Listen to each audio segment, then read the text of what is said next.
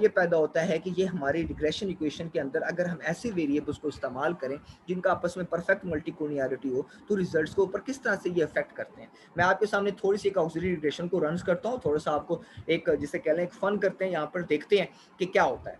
जी, मैं क्विक में जाके एस्टिमेट इक्वेशन करता हूँ। एक एस्टिमेट इक्वेशन करके मैं यहाँ पर y space c space x2 space x3 मैंने दो इंडिपेंडेंट वेरिएबल्स और एक डिपेंडेंट वेरिएबल एंटर किया। अब मैंने एंटर करने के बाद ओके किया, तो रिजल्ट्स देखेंगे कि रिजल्ट्स यहाँ पर आईवीज के जो कोफिशिएंट्स हैं वो तमाम के तमाम इंडिपेंडेंट वेरिएबल्स की इनसिग्निफिकेंट्स आ रहे हैं। क्या आ रहे हैं? इनसिग्निफिकेंट है। x2 नेगेटिव है और x3 क्या है? पॉजिटिव है।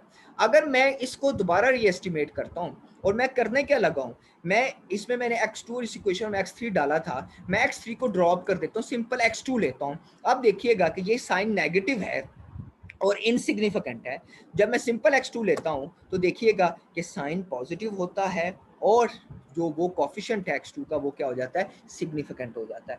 यानी कि आप रियलाइज कर सकते हैं कि अगर आपके मॉडल के अंदर परफेक्ट मल्टीकोलिनियरिटी पाई जा रही हो तो उस सूरत के अंदर आपके इंडिपेंडेंट वेरिएबल्स के अंदर उनके कोफिशिएंट्स के अंदर इवन के साइंस भी चेंज हो जाते हैं और उनके इवन के टी स्टैट की वैल्यू भी चेंज हो जाती है। वो सिग्निफिकेंट से उसे इनसिग्निफिकेंट कर देती है। अब मैं एक और काम करता हूँ, जहाँ पे मैंने x2 के साथ x3 को डाला था वे एज ए इंडिपेंडेंट वेरिएबल, तो देखा था x2 भी सिग्निफिकेंट था, x3 भी इनसिग्निफिकेंट था, लेकिन x2 नेगेटिव था लेकिन x3 पॉजिटिव था, वो लेकिन वो भी इनसिग्निफिकेंट था।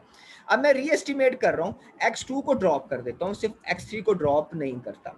ठीक है, अब मैं ओके करता हूँ। ठीक है, तो देखेंगे कि तो यहाँ पे क्या हो गया, मॉडल के अंदर जो है अब x3 भी क्या सिग्निफिकेंट है पड़ा। ओके, पहले वो x2 मॉडल के अंदर डालता था तो वो क्या हो जाता था? इनसिग्निफिकेंट हो जाता था।